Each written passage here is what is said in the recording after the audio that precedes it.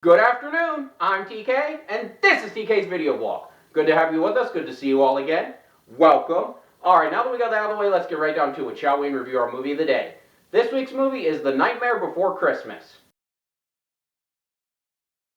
The movie stars Chris Sarandon, Danny Elfman, Catherine O'Hara, William Hickey, Glenn Shotix, Paul Rubens, Ken Page, Ed Ivory, Joe Ranft, Debbie Durst, Greg Proops, Carrie Katz, Randy Crenshaw, Sherwood Ball, Cameron Twilley, Glenn Walters, and John Morris. Also, fun fact for you all out there, so Patrick Stewart, he actually recorded a narration for a prologue and an epilogue. Now, while that isn't included in the actual movie, it is indeed available on the soundtrack album. So, what's the movie about? Well, the plot of this movie, for those of you who haven't seen it and don't know, this was me a few short weeks ago, by the way, before my friend and I watched it. So, this movie was released in 1993, so it has been around for quite some time. And it is an American Gothic, stop-motion animated musical fantasy film. Try saying that 5 times fast. So anyhow, this movie follows Jack Skellington, the king of Halloween Town, who by happenstance stumbles upon Christmas Town and is just mesmerized by it to the point that he wants to take over the holiday of Christmas and become Santa Claus himself. Due to the fact early on in the movie, we find out that he's having a personal crisis. He feels that something is missing in his life. But things don't go exactly as planned, let's just say, when he tries to do this. However, maybe, just maybe, throughout the film, he finds true love and companionship. I'm not going to spoil it for anyone who hasn't watched it yet. You'll have to watch it and find out for yourself. However, I will say this, it is a very interesting plot and a very entertaining plot for sure. So, let's talk about the movie a little more in depth now, shall we? So, the plot of the movie is an interesting plot and an entertaining plot, and is essentially this. Jack Skellington, the king of Halloween Town, the king of Halloween, after Halloween passes, he finds that there's something missing in his life. Some kind of sense of fulfillment that he's missing. So he accidentally stumbles upon Christmas Town and becomes mesmerized by it. And he then decides that that's what's missing in his life. That's the purpose that he's missing. So he sends some minions to abduct Santa Claus and take over the holiday. Now things go quite awry, quite quickly, and don't go as planned, with some evil toys, evil Halloween toys, wrapped up as Christmas toys, attacking children. Also, he comes in contact with a ragdoll girl who was made by a scientist, mad scientist, like a Dr. Frankenstein type person, if you will. And this ragdoll's name is Sally. Now, she becomes infatuated and really likes Jack. Now, Jack is a little bit oblivious for most of the movie, I should say. But things also go awry because there's a arch rival of Jack's in Halloween Town, Oogie Boogie, who then captures Santa Claus, has Santa Claus delivered to him by Jack's minions. They double cross him. And Oogie Boogie and Jack, they have a little bit of a face-off, and it's interesting to see that dynamic. It's nice that Jack has a rival. I think that adds some depth. The Jack-Sally relationship in the movie, for me personally, I thought it was a little underdone, a little underused.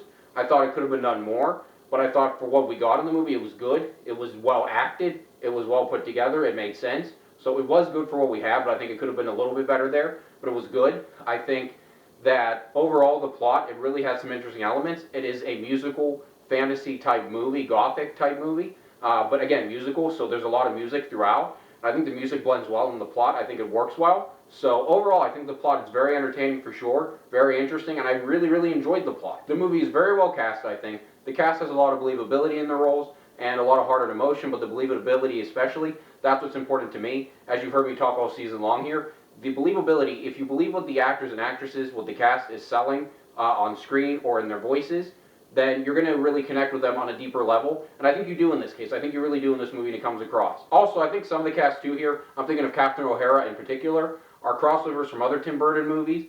Frequent collaborators, I should say, of Tim Burton. So that's kind of cool there too. So the music of the movie, it's really catchy indeed. It's actually stuck in my head. It really sticks in your head. It's stuck in my head right now. So that's good though, because you want the music to stick with you. It'll be more memorable that way. You'll connect with it better that way. So that's actually good. I mean, it's annoying stuck in your head, but it's a good thing that gets stuck in your head because it means it's memorable. So my hat is off to the composers of the music, the singers on the album, all of them, all the people who put time and work into that. Really well done indeed there. Now, the editing in the movie. So editing is a big thing for me, as you know. I'm an editor myself. And it's really well done, good continuity, it makes sense, good flow, good rhythm. So I really like that. And the animation too. So it is animation, it is stop animation, and the editing is a little bit different.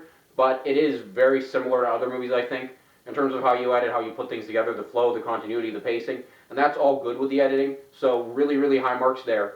Now, as far as the animation in the movie, which I just talked about here, so the animation is stop motion, which nowadays and even back then is still pretty revolutionary, still pretty cool. And this one was a little bit different, I'll say, because I think it was darker, it was gothic, so it had a different tone to it, a different feel to it, and I like it. It actually works, it makes sense for the plot and the story they're going for, but I like the animation. It kind of feels a little bit different than anything I've seen, even today, by today's standards, so it's really good animation-wise, really high marks there too. And overall, I mean, yeah, the movie is really well done, everything fits in it, there's continuity throughout, the cast is good, music is good, catchy, sticks in your head, the plot and story are worthy of being told. They are, I wouldn't say that they're overly complex. There's a lot of moving pieces in the plot, but I think the backstory of the plot, the underlying plot elements are simple in terms of the main character finds there's some sense of fulfillment he's lacking, he's unfulfilled in some way, and he finds something, he gets led astray a little bit, he finds something false that he uses to fill that sense of fulfillment, and it turns out to not be what he was looking for at all, and then he finds something else that actually fills that sense of fulfillment, in this case love. I'm not going to give any spoilers away on how that happens or who that happens with. I mean, I'm sure a lot of you have seen the movie. If you haven't, you've probably heard about it, so, but I'm not going to give away exactly who that's with, but that's a very simple, I think, plot elements. Those are simple plot elements about lacking fulfillment, finding fulfillment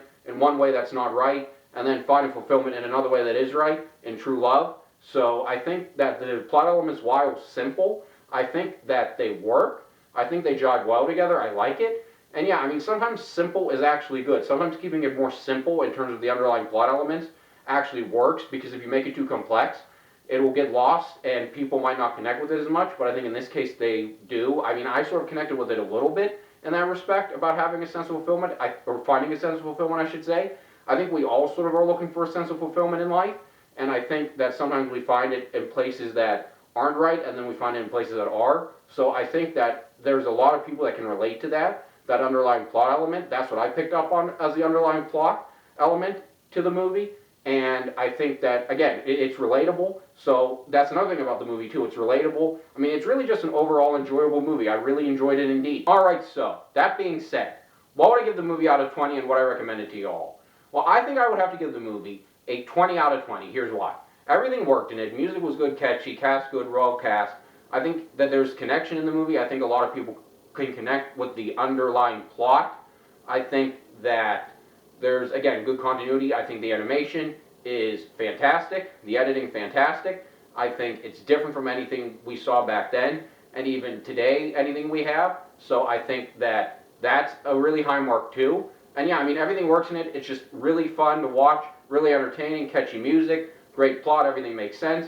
I really don't have too many issues with it. The only issue I had with it, again, like I said earlier, was I think the Jack-Sally relationship was a little underdeveloped, a little underutilized, a little undershown, but I think it was good. So overall, 20 out of 20 for sure. I would very highly, highly, highly recommend watching it. It is streaming on Disney+. You can also rent it, I'm sure, on other places.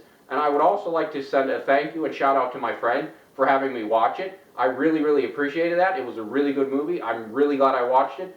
Really entertained, really enjoyed it. Again, 20 out of 20 for sure. I would highly, highly recommend watching it for sure. Alright, well, looking at my watch, it looks like we're about out of time. So please, until next week, remember I'm putting in the comments section now here. So remember, all season long, I want to hear from you all. What do you like about this vlog? What don't you like about this vlog? What could I do differently or better in this vlog? All that good stuff and then some. I'd love to hear from you all. I really, really would. Also, please remember, all season long, you can comment, recommend a movie, TV show, book, song, album for me to review, and I might just review it for you all, right here on TK's video blog. Now, I can't always promise you that you'll like the review or agree with everything I have to say in the review. What I will promise you all is this. I will always keep it fair, and I will always keep it honest. That is my commitment to you all, as always. So, with that all being said, until next week, please, take care, be safe, and goodbye, everyone. Have a great weekend. I'll see you right back here next week.